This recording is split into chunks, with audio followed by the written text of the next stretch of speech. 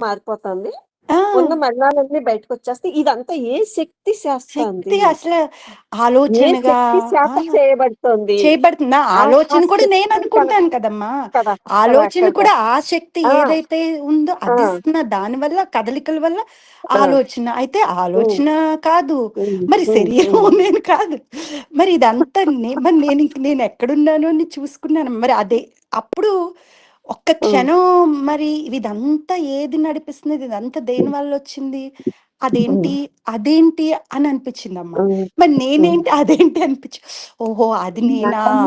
ఇది నేనేదైతే దీనిలో నేననుకున్నానో నా కొంచెం ఆలోచన, వారంటీ వేరు నా చూడండి. నా ఊహా ప్రపంచం ఇప్పుడు మీరు ఊహ అంటున్నారు కదా! ఆ! అదంతా అదే. ఊహే అదే. కదమ్మా! ఇప్పుడు అవును. నేననుకున్నది నేను పుట్టి నేను అని మొదలెట్టినప్పటి నుంచి ఈ రోజు దాకా నా హ్మ్. ప్రతి ఆలోచన అదొక ఊహే. అదొక కలే. హ్మ్. అదొక నిజం ఖచ్చితంగా. ఎక్కడా అవును. లేదు. అవును. హ్మ్. మరి హ్మ్. ఇంక నేనెక్కడున్నాను అంటే అప్పుడనిపించింది. ఆహా! అయితే ఏ శక్తి అయితే ఎలాగైతే పుట్టిచ్చిందో, ఏదైతే హ్మ్. పెరిగిందో, ఏదైతే లోపల హ్మ్. అరుగుతుందో, ఆ హ్మ్. ఏదైతే దీన్నన్నిటిని చేసినదో అది హ్మ్. కదా హ్మ్. నేను. అది నేను. హ్మ్. తత్వమసి అని. అవును. అవును. ఖచ్చితంగా. అది అది తెలివుంది కాబట్టి అది అమ్మ ఇక్కడ ఒక్క క్షణం అలా అనుకున్న హ్మ్. వెంటనేనమ్మా హ్మ్. హ్మ్. ఆహ్, ఎలా చెప్పనమ్మా? అసలు ఒక ఒక హ్మ్. ఒక్కసారి అలా హ్మ్. ఏదో పేలిన ఏదో ఒక్కసారి నేను ఎక్స్‌పాండ్ అయిపోయినట్టు అని అనాలేమోనమ్మా. అవును. అవును. అంటే అవును. అవుతుంది. విడుదల అవుతుంది. విడుదల అలాగే పొంది అవుతుంది. ఆ! విడుదల అని అనొచ్చేమో. విడుదల పొందడం. విడుదల కానీ లేకపోతే ఆ! ఆ! ఒక్కసారి ఏదో అదే విడుదలే అనుకోండి. ఆ వర్డ్ వాడొచ్చేమో హ్మ్. హ్మ్. ఒక్కసారి ఏదో అది శక్తి నేను తేలిపోయినట్టనమాట. ఇప్పుడే మనం చెప్తున్నాం. శక్తి హ్మ్. ఇప్పుడు హ్మ్. గతంలో మీకు చెప్పే ఉన్నాను అనుకుంటున్నాను. అవునవును. అవును. హ్మ్. ఆ శక్తి విడుదలవుతుందమ్మా. అపారం అనమాట. అసలు మీరు ఆ! కూర్చుని గదిలో ఆ! ఇప్పుడు మీకు జరిగింది కూడా అదే. మీకు హ్మ్. అర్థమైందా? హ్మ్. ఆ హ్మ్. శక్తి ఎప్పుడైతే ఆ క్వెషన్ ఆయన అంటున్నాడు చూడండి. ఈ క్వెషన్ నువ్వు ఎప్పుడైనా దానికదే దాని పరిణామం అలా అలా ఇప్పుడు చూడండి. వీటికి హ్మ్. అకస్మాత్తుగా నేను నీరుని మీరు ఏమైనా గడ్డకట్టించగలరా? అహా! లేదు కదమ్మా! మీరు సైంటిఫిక్ రీజన్ ఇవ్వచ్చు దానికి ఏదన్నా కానీ. ఆ!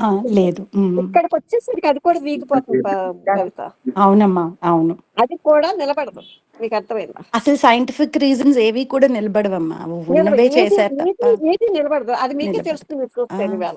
ఆ! హ్మ్. హ్మ్. తెలుస్తున్నదమ్మా. హ్మ్. నిలబడదు.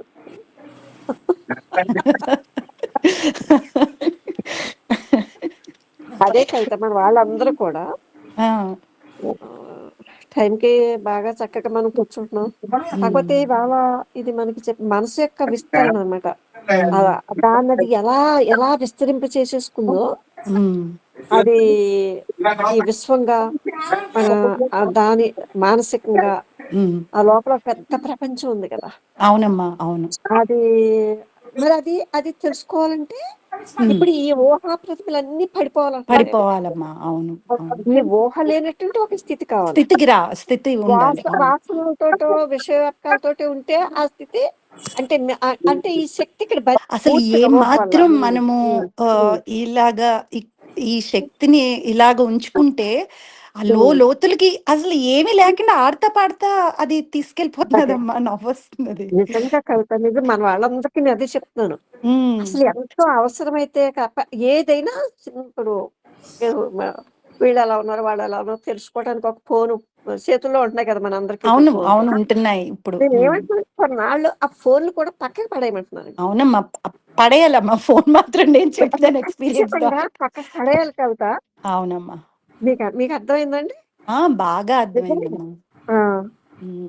అలాంటిది నిన్నమ్మా ఎలా తీసుకోవాలి? నిన్న భగవాన్ హ్మ్. పుస్తకం నిన్న తీశాను. ఆ! నిన్నంతా రూమ్‌లోనే ఉన్నాను. ఆశ్రమానికి కూడా హ్మ్. ఎళ్ళలేదు. హ్మ్. మధ్యాహ్నం ఇన్ని రోజుల నుంచి పుస్తకం తీయలేదు. అదే హ్మ్. ఒకటి నాకు ఆయన చెప్పింది ఆయన సాధనంటే రెండే విషయాలు చెప్పారు. ఒకటేమో హ్మ్. ఆహారం, హ్మ్. సాత్విక ఆహారం. ఆహారం. హ్మ్. అవునమ్మా. ఇంకోటి అవునమ్మా. సత్సంగం. హ్మ్. ఈ సత్సంగం అంటే 2 మన ఇంటి తప్ప వాతావరణం ఏంటి ఆ! కృష్ణజీ చెప్పిందదే. ఈరోజు ఇప్పుడు ఆయన కూడా అదే ఆ! చెప్తున్నారు. హ్మ్. మాకు సూచనల్లో కూడా వచ్చింది. ఈ ఇంటి వాతావరణం జాగ్రత్తగా హ్మ్. చాలా అప్రమత్తతో ఉంటే తప్ప మన ఇంటి వాతావరణాన్ని కూడా మనం సరైనటువంటి స్థితిలో ఉంచుకోలేమండి. హ్మ్. అవునమ్మా. అంటే ఇది ఉండాలి, ఇది ఉండకూడదు కాదు. అవును. ఆహ్, ఆహ్, ఆ విషయాలతోటి, అభిప్రాయాలతోటి అవునమ్మా. చూసారా? ఉంటుంది కదా! అయ్యో ఎందుకు ఉండదు. లేనిటువంటి ఒక వాతావరణాన్ని అత్యంత సహజ ఉమ్, దృక్కుతో, సహజమైన సూక్తో మనం ఉమ్, నిర్మాణం చేసుకోవాల్సి ఉంటుందమ్మా కవిత. అవునమ్మా, ఉమ్. అవును.